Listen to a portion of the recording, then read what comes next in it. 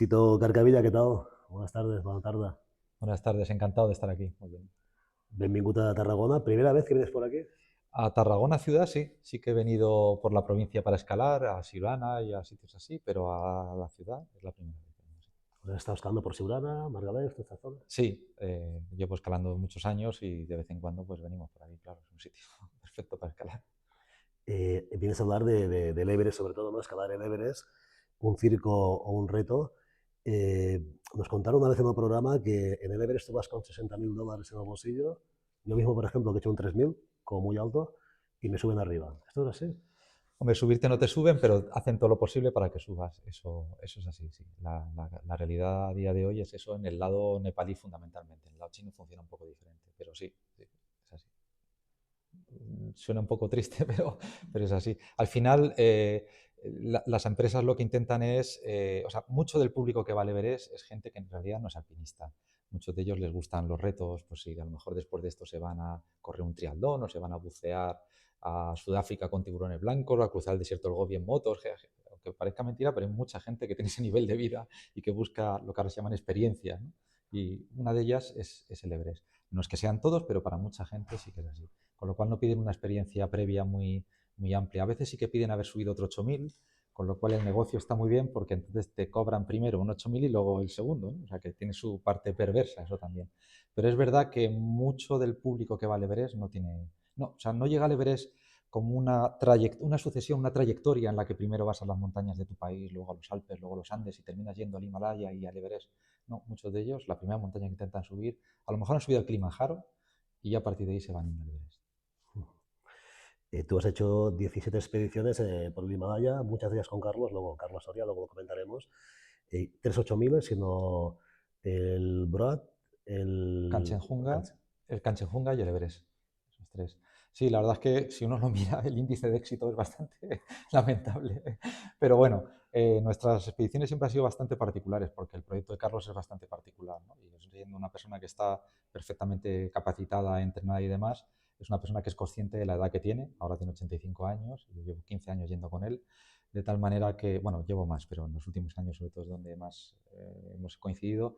Y entonces él, como persona inteligente, el rango de seguridad, el margen que se da, por ejemplo, si cuando tenía 50 años decía, pues si llego a la cumbre más tarde de las 5 pues no subo, ¿no? Pues a lo mejor ya con 60 años dice, pues a las 4 con 70 dice, pues a las 3 simplemente porque su capacidad es un poquito menor. Así que han sido expediciones en las que ha predominado la prudencia. Y luego aparte yo no soy profesional de alpinismo, yo soy un aficionado avanzado, si quieres decirlo algo así, que ha tenido la oportunidad de estas expediciones y no tampoco rompo mucho mi barrera de lo que yo considero seguro. A Carlos le salvaste la vida. Bueno, me tocó estar allí y si no hubiera estado yo, me imagino que le habría tocado a otro ayudarle, pero la verdad es que fue una situación crítica, ¿no? Porque una fractura abierta de tibia y peroné a 7.700 metros en ese sitio, que además el precedente que teníamos es cuando Juanjo Garra, justo 10 años antes, lo mismo le pasó y no fue posible moverle ni un metro. Y aquí hubo que bajarle pues 1.600 metros, pues fue una maniobra difícil y arriesgada, pero salió bien y tuvimos mucha ayuda también. ¿Qué piensas, sí, en una situación como esta? ¿Qué impera? ¿Qué te mueve?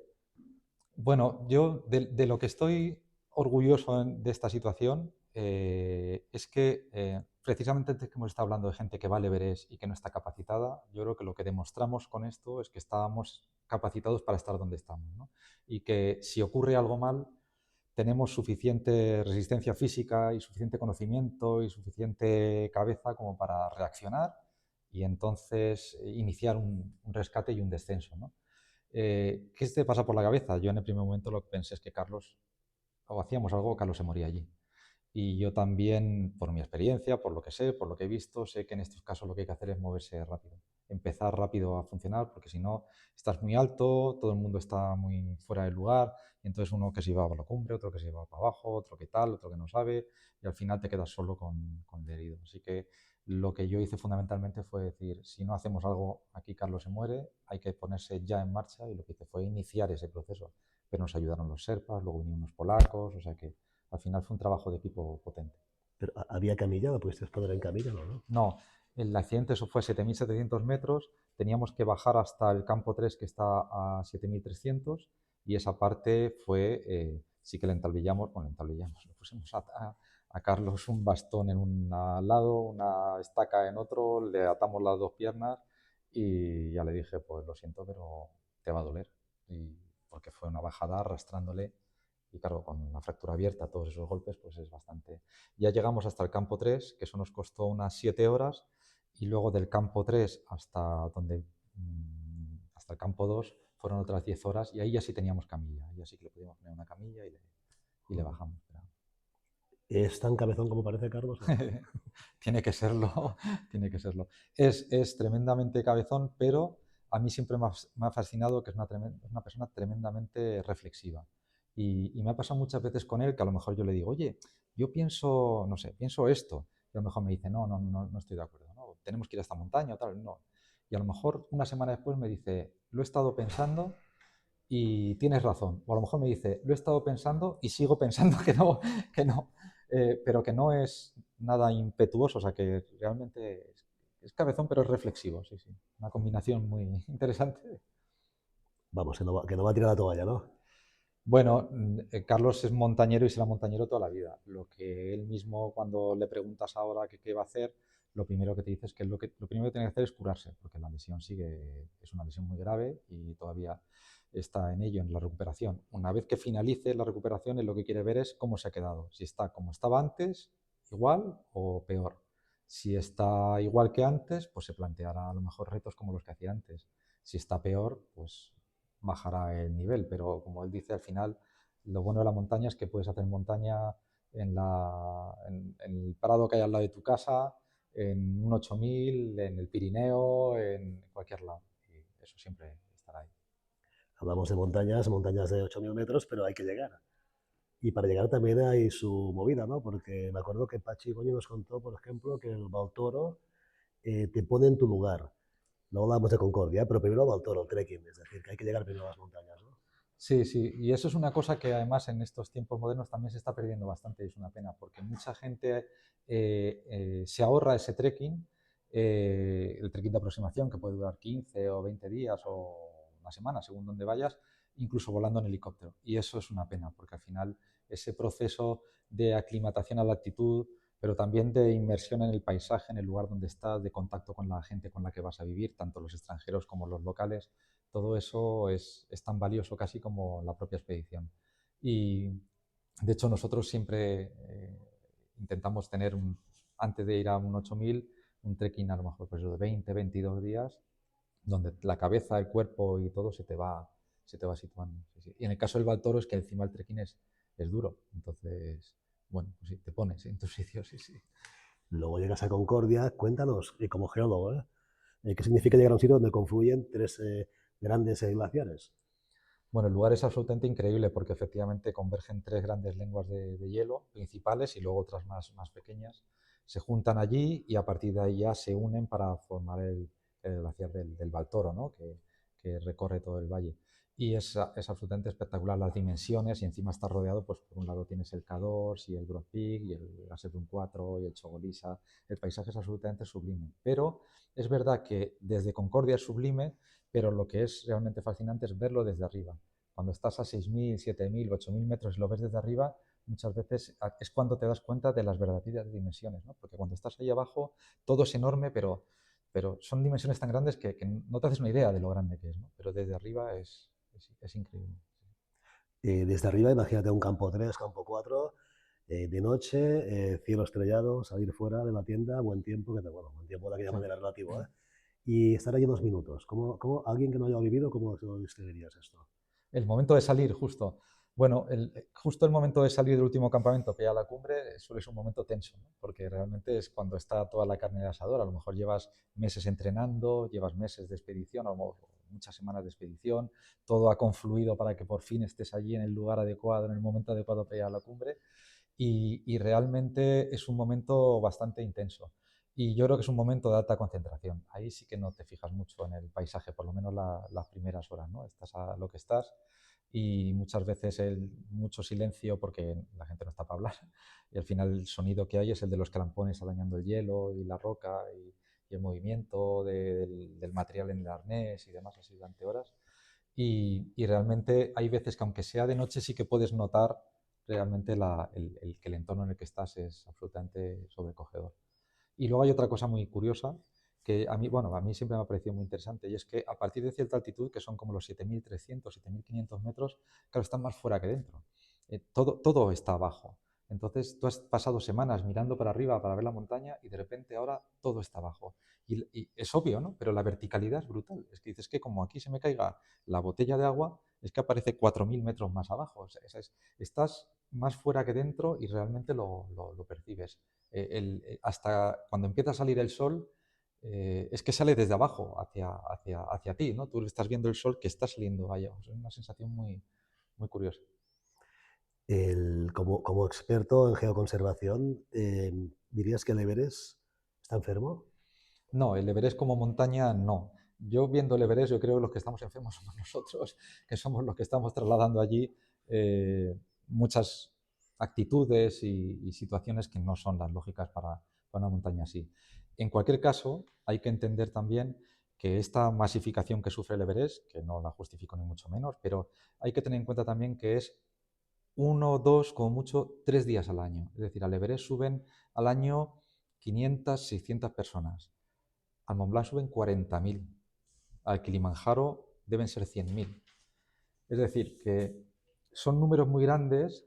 Los del Everest no nos gusta lo que hay allí, lo que vemos de allí, pero hay que situarlo en un contexto adecuado también. El Everest puede aguantar eso y más, en mi opinión. Sí que es verdad que lo de la suciedad es una realidad, pero también es verdad que hay maneras de solucionarlo, se hacen campañas de limpieza y sería facilísimo de erradicar. Y luego hay que tener en cuenta otra cosa. Eso ocurre en una ruta del Everest de las 20 que tiene el Everest. El resto del Everest está vacío.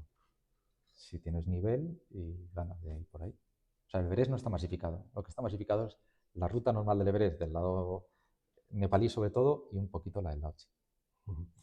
A pesar de todo, hay quien sigue haciendo expediciones y alpinismo tradicional, puro, Sí. buscando, ¿no? O sea, estoy absolutamente convencido de que el nivel del alpinismo actual es tan bueno como ha sido antiguamente, ¿no? La única diferencia está en que antiguamente todos los alpinistas que iban al Himalaya, como decía antes, vienen de una progresión lógica, asumiendo retos cada vez mayores, y el que iba al Himalaya es que era realmente bueno, porque necesitaba haber realizado esa progresión y tener alguien que incluso que lo financiara y demás. A día de hoy al Himalaya puede ir cualquiera. Y entonces del 100% de los alpinistas, pues antiguamente, como digo, prácticamente el 100% eran muy buenos y ahora a lo mejor son solamente el 20%. Pero ese 20% es muy bueno y están rompiendo las barreras de lo que antes era imposible, ahora se puede hacer. O sea, el alpinismo de alto nivel sigue siendo muy potente. Lo que pasa es que no es mayoritario y antes casi solamente había alpinismo de alto nivel en los 8000. Hablando de tus libros, en plural, que tienes unos cuantos, sobre geología, sigues publicando, ¿no? Sí, yo geología sobre todo me he dedicado a hacer libros de divulgación de la geología y de guías geológicas de zonas de montaña. Pues yo que sé, la guía geológica del Parque Nacional de Ordesa y Monte Perdido y demás, o sea, para que gente que no tiene conocimientos de geología, pero sí tiene curiosidad o inquietud por saber un poco más, pues viendo el paisaje pueda descifrar un poco cómo la geología juega ese papel a la hora de crear ese paisaje o de conformar ese territorio.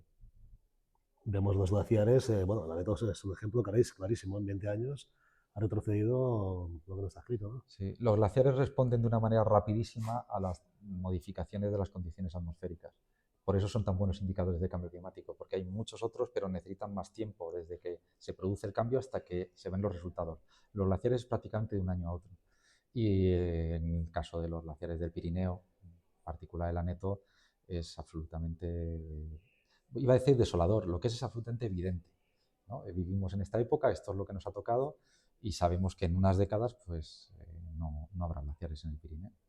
Uh -huh. Volviendo a los 8000, cuéntanos un poco cómo es trabajar y bueno, subir en tándem con Carlos.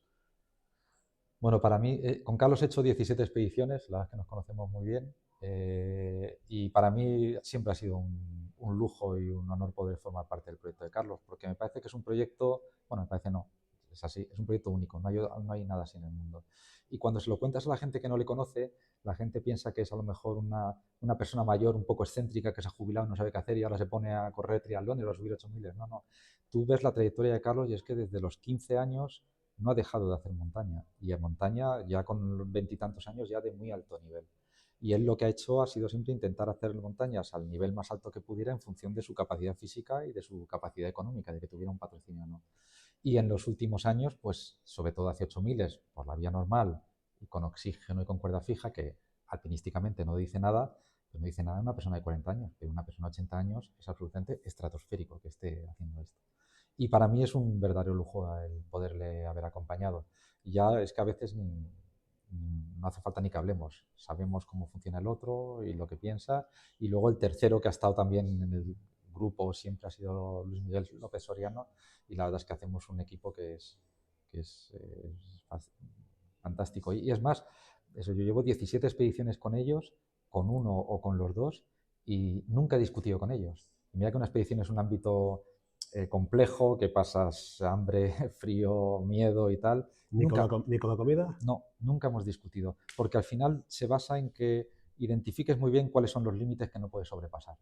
Y a lo mejor esos límites no son lo mismo con una persona que con otra. Y se basa en respeto mutuo y en saber cuándo decir, de aquí no paso que la vamos a liar. Con la comida tampoco, es que hay que dosificar muy bien. Sí, sí, además Luis se come como una bestia. pero, pero no hemos tenido nunca problemas. Siempre. Es que es curioso, no lo digo por quedar bien, es que nunca hemos discutido en 17 expediciones. Y eso no significa que estemos siempre de acuerdo, pero lo hemos hablado y hemos visto la situación mejor para todos y se acabó. Sito, desde tu punto de vista, ¿qué montaña es más compleja para ir sin oxígeno adicional? Bueno, la verdad es que lo de los 8000 metros sin oxígeno es complejo en cualquier montaña, ¿eh? Porque realmente es un límite eh, para el que el cuerpo no está preparado. Claro, cuanta más altitud por encima de 8000 tengas, pues peor lo pones, ¿no? O sea, el Everest en teoría debería ser el peor. Pero la realidad es que aquí hay una combinación que es la cantidad de metros que supere los 8000 metros y también cómo esté de equipada esa montaña. No es lo mismo ir a partir de 8000 metros y es la montaña y tú y no hay nada más, que haya más gente que si en un momento dado pasa algo te pueda ayudar, que haya gente abriendo huella que tú puedas aprovechar o incluso que haya cuerda fija. Eso influye, hay una diferencia total en eso. Bueno, y de hecho, esto que estamos diciendo, que el Everest está masificado por la ruta normal, está en primavera. Si te quieres ir en otoño, que al Everest en la montaña de Nepal se sube en pre-monzón y post-monzón, o sea, primavera-otoño, vete en otoño y está todo para ti. No va nadie, porque es muy difícil. Nos dijo, creo que era el segundo año del ciclo, Kurdienberger, aquí mismo, que hay muchos 6000 por subir. Literalmente dijo, el Everest no me interesa mucho. Sí, es así, es así. Y de hecho, eso es lo maravilloso de esto, ¿no? Que a día de hoy tú puedes combinar puedes elegir qué tipo de alpinismo quieres hacer. El alpinismo más clásico y con el mayor soporte posible, esto que estamos contando del Everest, o incluso irte a picos de 6000 metros, yo qué sé, en la India, que no solo no ha subido nadie, sino que no tienen ni nombre, que no están ni cartografiados y que puedes hacer un auténtico alpinismo de exploración. Y eso es, a nivel alpinístico, mucho más interesante que subir al Everest por la ruta normal. Oye, cuéntanos qué vamos a ver aquí en la película, podemos hablar de la película, ¿qué vas a proyectar? Bueno, en realidad es una proyección, no es una película, es como un discurso apoyado con fotografías y con vídeos. Y precisamente lo que voy a hablar es intentar explicar qué es el Everest hoy en día, ¿no? Porque si tú lo miras de una manera objetiva, para cualquier alpinista, para cualquier montañero, el Everest, todo el mundo querría subir, ¿no? Porque es el techo del mundo, ahí han ocurrido las historias de alpinismo más conocidas o más gloriosas, lo de Mallory, lo de Irving, la propia primera ascensión de Hillary, todo rebosa historia y interés, pero por otro lado nos llegan esas noticias de casi lo peor, ¿no? De la ambición desmedida, de la codicia, incluso de personajes, de récords absurdos y demás. Entonces, ¿qué pasa con el Everest? ¿Realmente merece la pena, si eres montañero y te sientes montañero o alpinista, ir al Everest o lo debemos dar por sacrificado ya para este tipo de turismo de altura, ¿no? Bueno, pues es una reflexión basada en mi experiencia, en datos, en opiniones de los demás y al final yo no doy una respuesta, yo doy lo que es mi opinión, pero también me gustaría ver que si en el público alguien tiene otras opiniones, además, pues que lo podamos hablar. En este negocio es un cesto de negocio, bueno, empresa, o mira como quieras, ¿eh? has coincidido con Óscar Cadía, con Ferran Latorre, bueno, con todos, me imagino, ¿no? Con 17 expediciones. Sí, sí, he coincidido con todos, lo que pasa que, bueno, es otro nivel, ¿eh? Precisamente has nombrado a Óscar y a Ferran, que son dos alpinistas profesionales, dos alpinistas como la Copa del Pino, yo estaba allí. Con Ferran coincidí en el Broad Peak el año que subieron, que subía también Edurne, que estaba en una filo imposible, pero yo era uno de los que estaba por allí, además fue mi primera expedición 8000, o sea, un chavalí, yo no era tan joven, pero bueno, un inexperto que había por allí. Y con Óscar estuvimos en el año 2010 en el Manaslu, una expedición que estaba Pachigoñi, que lo has mencionado antes, y Óscar Porras, y Tente Lagunilla, Carlos Soria y yo, y estuvimos allí juntos. No conseguimos hacer cumbre porque no hizo cumbre nadie, fue una primavera horrible, pero estuvimos juntos allí y claro, para mí convivir 35 días, que fue lo que duró la estancia en el campo base, con un personaje de la talla de Óscar Cadía, pues la verdad es que a mí me hacía ilusión. O sea, a mí me gusta el alpinismo, pero me gusta la historia del alpinismo también, los libros de alpinismo, entonces no es que yo sea así fetichista, pero conocer a los personajes de los que has leído, de los que conoces, sus aventuras y demás, pues siempre te hace ilusión. Dime un par de libros, ¿va? O un libro, recomiéndame uno. Que no sea conocido, que no sea uno que conozcamos todos. ¿Va? Bueno, Eh, yo recomiendo tus artículos en la revista Desnivel, por ejemplo, y los libros también que has publicado. Pero uno que te guste. pues mira, te voy a recomendar dos. Que a mí me gustan particularmente, sin que sean grandes obras de arte como estos que dices tú, que podríamos hablar de, yo qué sé, o sea, Annapurna Primero 8000, los de Messner y demás, ¿no? Por algo moderno. A mí me gustó mucho, dicho en español, Push, que es de Tommy Catwell, que es en el que relata su vida y cómo hizo la ascensión del downwall, este es de escalada pura y dura. Es un libro increíble, la verdad es que cómo lo cuenta, lo bien escrito que está, la vida que ha llevado este personaje, que también parece que es una película, pero es real, y la ascensión en sí, que es absolutamente brutal, la de la cara esta, de la cara del amanecer del capitán. Y luego, como yo voy a hablar del Everest, hay un libro que me pareció muy interesante, que se llama El Tercer Polo, que es un libro bastante reciente que ha escrito un americano, que relata las expediciones que fueron a buscar los cuerpos de Mallory y de Irving, que fueron los alpinistas británicos que justo este año se cumplen 100 años, intentaron llegar a la cumbre y no se sabe si llegaron o no, y encontraron el cuerpo de Mallory y no, junto con su propia experiencia subiendo al Everest, no me acuerdo en qué año fue, pero debió ser en el año 2020 o algo así. Y es un libro muy bien escrito, muy interesante y que te ayuda a entender muy bien lo que es el Everest. Sito Carcavilla. Oye, gracias, un placer conocerte y nos vemos por aquí o por las montañas. Por la montaña seguro. Gracias, un abrazo.